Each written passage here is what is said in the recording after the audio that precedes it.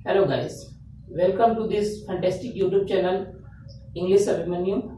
दोस्तों, जैसे कि मैंने इंट्रोडक्शन क्लासेस में बता दिया था, इस इंग्लिश अभिमन्यु यूट्यूब चैनल पर आपको 12th और एयरफोर्स, एसएसआर, एनडीए और सारे सब्जेक्ट्स की तैयारी कराई जाएगी। तो और मैं संजीव आपको मैथमेटिक्स पढ़ाऊंगा इस पर। तो उसमें मैंने कंटिन्यूटी को बताया था कि मैं इंट्रोडक्शन क्लासेस में मैंने बताया था कि मैं कंटिन्यूटी को ही पढ़ाऊंगा। तो आज मेरा ये कंटिन्यूटी का फर्स्ट क्लास है, इस पे फर्स्ट पार्ट है जिसको मैं लेकर के आया हूँ यहाँ पर। चलिए तो हम पहले आज कंटिन्यूटी यानी सातत्यता पढ़ते हैं। जैसा कि आप कंटिन्यूटी लिख लेते हैं हम लोग, यहाँ हिंदी होती है बच्चों सातत्य। बच्चे कंटिन्यूटी होती क्या है पर इसको हमें समझना पड़ेगा, क्योंकि जब तक कंटिन्यूटी आएगी नहीं और हम सवाल को नहीं कर पाएंगे। जैसे कि शब्द में ही पूरा चीज छिपा हुआ है, कंटिन्यूटी मतलब कंटिन्यूअस। और हिंदी बोले इसके, हिंदी अगर हम लोग इसका बोले तो सतत, मतलब कोई चीज सतत हो तो उसे हम लोग कंटिन्यूटी बोलते हैं। अब ये तो आम बोलचाल की भाषा में रहा, फिर इसे मैथमेटिक्स में हम कैसे बोलेंगे। तो चलिए मैं उसको समझाने के लिए आपको पहले कुछ एग्जांपल से समझाता हूं। मान लीजिए कि हम लोग ये दो डेस्टिनेशन है, यहाँ पर दो डेस्टिनेशन हो गए बच्चे। जनरली एक स्थान को मैं यहाँ पर किसी स्थान को गाजीपुर मान लेता हूँ और दूसरे स्थान को मैं वाराणसी मान लेता हूँ। और इन गाजीपुर और वाराणसी के बीच मान लो दो स्टॉपेज होते हैं, एक सैदपुर वाला और एक औड़ियार, समझ लो दो स्टॉपेज। तो और ये समझिए कि मैं रेलवे की लाइन से चल रहा हूं। तो रेलवे लाइन से आप जैसे यहां से चलते जाएंगे, चलते चलते जाएंगे और यहाँ एक स्टॉपेज आएगा, आप यहाँ रुकेंगे भी, ट्रेन रुकेगी, आप नहीं रुकेंगे, मतलब ट्रेन रुकेगी और ट्रेन के साथ आप भी रुक जाएंगे। तो बच्चे इस बिंदु पर यानी जिस सैदपुर स्टेशन पर रुकी हुई है, उस सैदपुर स्टेशन पर आप जिस सीट पर बैठे थे, उस सीट पर आपकी स्थिति थोड़ी देर पहले कहां थी और थोड़ी देर बाद कहां थी। ये हमें कंटिन्यूटी चेक करना बताता है।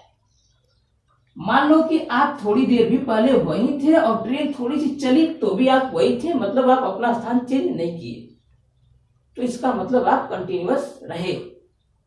फिर आप आगे धीरे धीरे बढ़ते गए और ठीक दूसरे स्टेशन पर ऐसा हुआ, तो आप इस स्टेशन पर भी ऐसा ठीक वैसा ही आपने किया जैसे कि पहले वाले में किया। पहले ठीक स्थिति आपकी जो उस बिंदु की ठीक पहले भी वही थी और ठीक बाद में भी वही थी, मतलब चीजें बदली नहीं, वैल्यू बदली नहीं।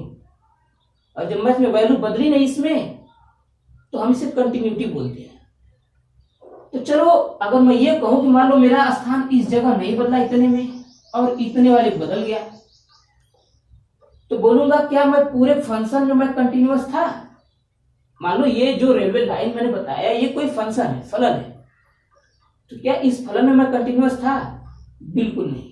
जब बात मैं इस चीज की कहूंगा कि क्या मैं पूरे फलन में कंटिन्यूअस था, मान लो इसमें मैं जहां था यहां वहां नहीं, मतलब इस ठीक बिंदु के पहले जहां मैं था उस ठीक बिंदु के आगे वाले में मैं नहीं हूं, मतलब यहां मैंने तोड़ दी।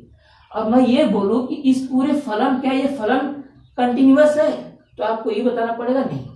अगर मैं यही चीज घुमा के बोलता हूं कि क्या ये बताओ इसी फलन में इतने में, यानी इतने में क्या मैं कंटिन्यूअस था? आंसर रहेगा यस, आप कंटिन्यूअस थे। फिर आगे और इस वाले पे तो आप पूछेगा तो बोले नहीं, आप कंटिन्यूअस नहीं थे। तो बच्चे कंटिन्यूटी का मतलब पूरे आपके एनसीईआरटी किताब में भी दिया हुआ है, आप उसको पढ़ लीजिएगा। उसमें साफ साफ शब्द लिखा हुआ है कि जब किसी कॉपी पर या फिर किसी रफ पे किसी भी ग्राफ को आप खींचते हो और आप मान लीजिए मेरा पेन है, ये आपका पेन है, और इस पेन को आप बिना उठाए कोई ग्राफ खींच दिए पूरा, मतलब पूरे ग्राफ को उसके प्रांत तक बना डाला, मतलब यहां से लेकर के यहां तक बना दिए, तो वो फलन हमारा सतत कहलाता है। अब ये तो बात रही फलन के सतत को समझने। इसका मतलब कि जब हमने कोई ग्राफ ड्रा किया और ग्राफ को ड्रा करते समय अपनी पेन को नहीं उठाया और पूरा ग्राफ ड्रा कर दिया तो वो ग्राफ कंटिन्यूअस, ग्राफ का मतलब फलन, फलन मतलब फंक्शन इंग्लिश में बोले तो फंक्शन, यानी वो जो फलन था हमारा कंटिन्यूअस था। बच्चों आप पूरा उम्मीद रखता हूं कि आप फलन को समझ रहे हो। कंटिन्यूटी किसको बोलते हैं या कंटिन्यूअस कोई फंक्शन कैसे और कब होता है, मतलब कोई फलन तभी सतत होगा जब वो अपने प्रांत में होगा। तो चलिए बच्चा अब हम लोग इसको समझने के लिए थोड़ा सा, अब इतनी भाषा तो ये तो भाई मतलब ओरल भाषा रही, अब मैथमेटिकल लैंग्वेज भी समझ लेते हैं कुछ। तो चलिए कंटिन्यूटी के मैथमेटिकल लैंग्वेज को समझ लेते हैं हम लोग यहाँ। तो बच्चे इसका परिभाषा हम लोग सबसे पहले लिखते हैं, यदि फलन f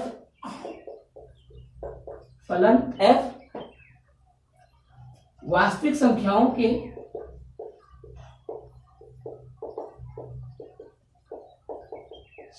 की किसी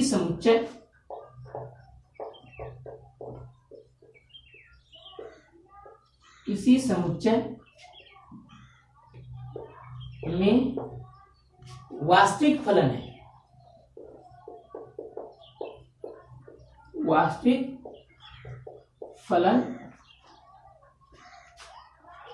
फलन है या वास्तविक फलन है और अपने प्रांत के किसी बिंदु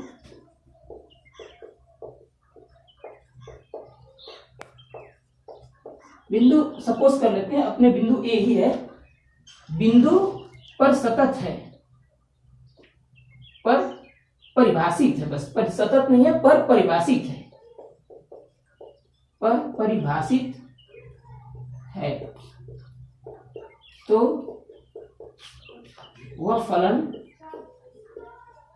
सतत कहलाता है,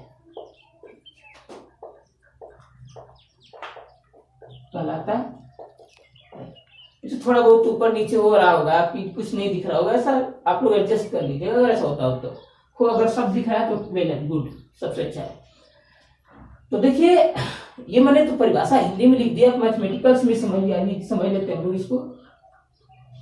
यहाँ दिख रहा है ना सर? तो जैसे हम लोग यहाँ इस मैथमेटिकल लैंग्वेज को समझ लो जरा, कि कोई भी फलन, चलो इसको मैं पूरा पढ़ के ही उसका लिखता हूँ परिभाषा।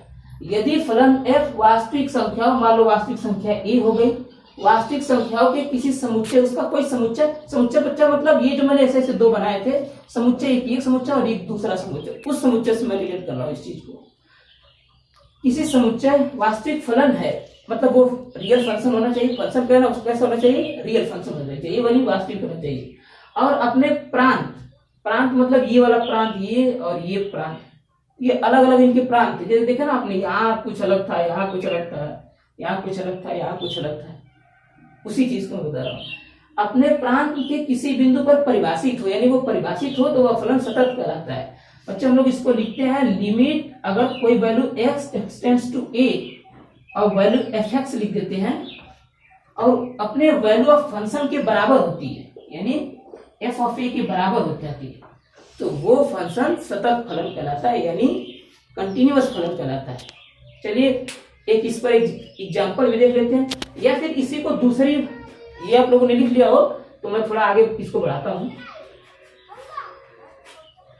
इसी को एक दूसरी भाषा में भी मैथ में बोलते हैं हम लोग, जैसे लिमिट h लगा देते हैं बच्चे लोग, h एक्सटेंड्स टू 0, वहां जैसे a तक पहुंचता था, यहाँ 0 के पास पहुंचेगा, f of a minus h and is equal to, which is equal to बच्चा जो उसके बराबर है, h extends to 0 f of a plus h, अब value of function f of a, मतलब अपने उस स्थिति से थोड़ा पहले और थोड़ा बाद और ठीक बीच में, यानी तीनों का मान आपस में बराबर हो गया तो वो फलन सतत कहलाएगा।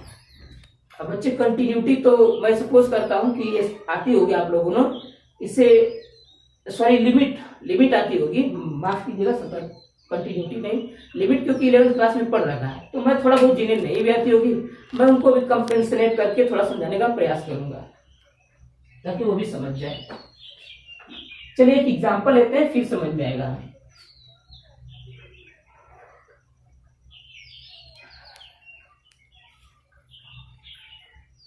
चलो बच्चे हम एनसीईआरटी का ही मुझे एक एग्जांपल याद है, मैं उसी को लिख देता हूं। प्रूव दैट, सिद्ध कीजिए कि फंक्शन f(x) = 5x - 3 अपने प्रांत या फिर इसी तरीके से संख्याओं x = 0, x = -3 एंड x = 5 पर सतत है।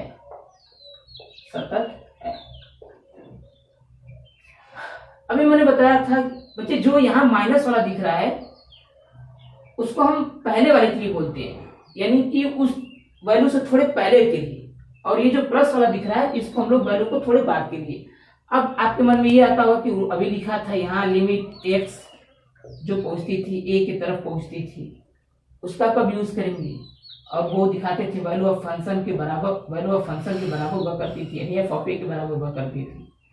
तो चलिए मैं इसी से सिद्ध करा देता हूं आपको, बाद में इससे भी करा दिया जाएगा।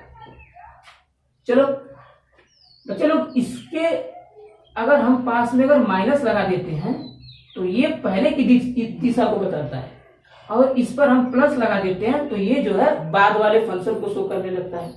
तो चलो एक यहाँ पर एक फंक्शन हमने लिया है तो इसको हम देखते हैं, पहले के लिए माइनस और बाद में के लिए प्लस। बच्चे ये प्लस माइनस हम लोग वैल्यू जब कैलकुलेट करेंगे तब कुछ नहीं करेंगे, ये बस माइनस और प्लस उसकी वैल्यू को निकालने के लिए बताया गया है। चलिए ठीक है, यहाँ सॉल्व करते हैं हम लोग फंक्शन। लिमिट ले लेते हैं पहले x एक्सटेंड्स टू, अब पहले हम x बराबर 0 पर। अच्छा बच्चे एक चीज मैं बताना भूल ही गया कि कंटिन्यूटी किसी फिक्स पॉइंट पर ज्ञात की जाती है। अब मान लो कोई फलन लिख दे, ये फलन सतत है, मान लो ये ना लिखे x बराबर 0, x बराबर -3, x बराबर 5 और ये बोल दे कि x फंक्शन सिद्ध कीजिए कि ये फलन सतत है। बच्चे ऐसा कोई सवाल ही नहीं बनता है, हमें किसी पॉइंट या किसी बिंदु पर फलन को सतत दिखाना पड़ता है, ये चीज फिक्स है। तो चलो जैसे कि मान लो x बराबर मैं 0 पर दिखा रहा हूं और लिमिट मान लो 0x = ये जो a की वैल्यू शो करेगा a, और 0 पर हम माइनस लगा लेते हैं और वैल्यू f(x) लिख देते हैं। चलो तो f(x) जब जैसे लिखेंगे हम तो बच्चे f(0) के यानी पूरे फंक्शन में लिमिट की वैल्यू रखते हैं, जैसे यहाँ फंक्शन हमने लिखा है, चलो इसको एक बार और लिख देते हैं हम लोग x एक्सटेंड्स टू 0 माइनस, यानी ये जो चीज है ये पहले वाले फंक्शन को बता रहा है, थोड़ा सा पहले वाले के लिए 5x के लिए 0, हम लोग यहाँ x 0 तरह सपोज कर रहा है 0 और -3। बच्चे इसको हम कैलकुलेट करते हैं तो -3 वैल्यू निकल के चली आएगी लिमिट में। अच्छा थोड़ी सी लिमिट बाद वाले के लिए सपोज निकाल लेते हैं इसके लिए, यानी 0 प्लस मतलब बाद वाले का मान, 0 प्लस के लिए f(x) निकालते हैं बच्चे, जब प्लस वाले को निकालते हैं तो फिर हम लोग limit x tends to 0 plus 0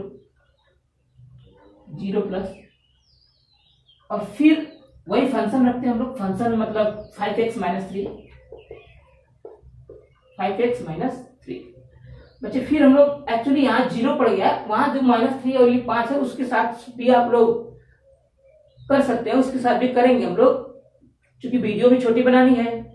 तो इसलिए आप लोग मेरे व्हाट्सएप नंबर पर अगर इस x बराबर -3 और x बराबर -5 पर अगर आप कर पाए तो मैं अभी व्हाट्सएप नंबर यहाँ लिख दूंगा, आप लोग उस पर करके मुझे भेजिएगा, ऐसे सेम तरीका रहेगा उसे भी लगाने का, ठीक है।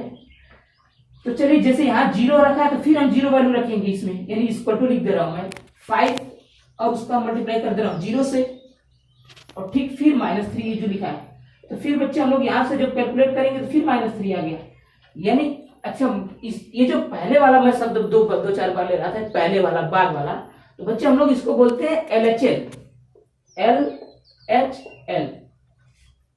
पहले वाले की यानी लेफ्ट हैंड लिमिट, और दूसरे वाले को RHL बोलते हैं बच्चे लोग, यानी right hand limit, right hand limit. तो बच्चे जो हमने माइनस करके निकाल रहे हैं यहाँ, माइनस सॉरी यहाँ नहीं, मतलब इसमें निकाला था, चलो इसमें निकाला था, कहाँ निकाला था हमने, इसमें निकाला था, इस वाले में। तो वो LHL थी, ये थी RHL। और एक बार वैल्यू ऑफ फंक्शन जो कि हमें सबसे पहले करना चाहिए, यानी इस दोनों से पहले भी आपको वैल्यू ऑफ फंक्शन निकालना चाहिए, यानी f ऑफ 0, इसको थोड़ा मिटा देते हैं ऊपर वाले से।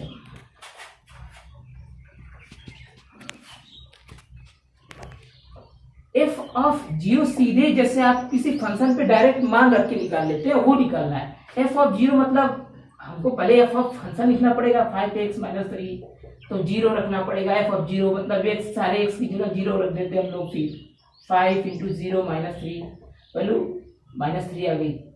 तो मतलब वैल्यू ऑफ फंक्शन भी -3, लेफ्ट हैंड लिमिट भी -3 और राइट हैंड लिमिट भी -3।